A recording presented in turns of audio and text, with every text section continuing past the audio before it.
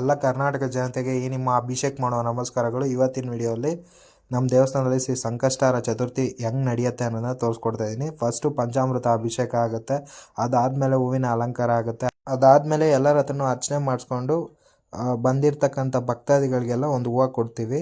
ಕತೆ ಓದಕ್ಕೆ ಮುಂಚೆ ಹೂವು ಕೊಡೋ ಮೈನ್ ಉದ್ದೇಶ ಏನಂದರೆ, ತಮ್ಮ ಮನಸ್ಸಿನಲ್ಲಿ ಏನನ್ನ ಅವ್ರು ಅಂದ್ಕೊಂಡು ದೇವ್ರಿಗೆ ಹೂವು ಹಾಕ್ತಕ್ಕಂಥದ್ದು ಒಂದು ಪದ್ಧತಿ.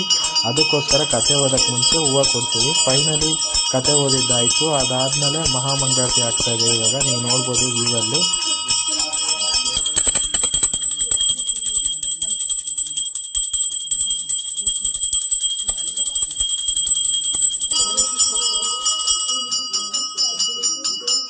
ಒನ್ಸ್ ಮಂಗಳಾರತಿ ಆದಮೇಲೆ ಬಂದಿರತಕ್ಕಂಥ ಭಕ್ತಾದಿಗಳಿಗೆಲ್ಲ ಮಂಗಳಾರತಿ ಕೊಟ್ಟು ಅವ್ರಿಗೆ ತೀರ್ಥ ಪ್ರಸಾದ ವಿನಿಯೋಗ ಮಾಡಿ, ನಾವೇನು ಮಾಡ್ತೀರ ಅಂದರೆ ನಮ್ಮ ದೇವಸ್ಥಾನದಲ್ಲಿ ಎಸ್ಪೆಷಲಿ ಲೈಕ್ ಪ್ರಸಾದ ಏನಾನ ಅವ್ರು ತೊಗೊಂಬಂದರೆ ಅವ್ರಿಗೆ ನೈವೇದ್ಯ ಮಾಡಿ ಅವ್ರ ಕೈಯಲ್ಲೇ ಹಂಚಿಸ್ತೀರಿ. ಇದರಿಂದ ಅವ್ರಿಗೂ ಒಂದು ಪುಣ್ಯ ಸಿಕ್ಕುತ್ತೆ, ನಮಗೂ ಒಂದು ಪುಣ್ಯ ಸಿಕ್ಕುತ್ತೆ.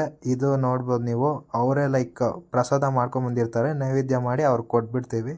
ನೈವೇದ್ಯ ಮಾಡಿ ಅವ್ರಿಗೆ ಕೊಟ್ಟಿದ ತಕ್ಷಣ ಅವರೇ ಹಂಚ್ತಾರೆ ಪ್ರತಿಯೊಬ್ಬರಿಗೂ. ಅದಕ್ಕೆ ಅವ್ರಿಗೆ ಒಂದು ಪುಣ್ಯ ಸಿಕ್ಕುತ್ತೆ. ಅದು ನಮ್ಮ ಮೈನ್ ಕಾನ್ಸೆಪ್ಟ್ ಆಗಿರುತ್ತೆ. ನೀವು ನೋಡ್ಬೋದು ಎಲ್ಲ ಅವರೇ ಹಂಚ್ತಾ ಇದ್ದಾರೆ. ಪ್ರತಿಯೊಬ್ಬರಿಗೂ ಪ್ರಸಾದ ಸೇರಬೇಕು, ಅದು ನಾವು ಜವಾಬ್ದಾರಿಯಿಂದ ನೋಡ್ಕೊತೀವಿ.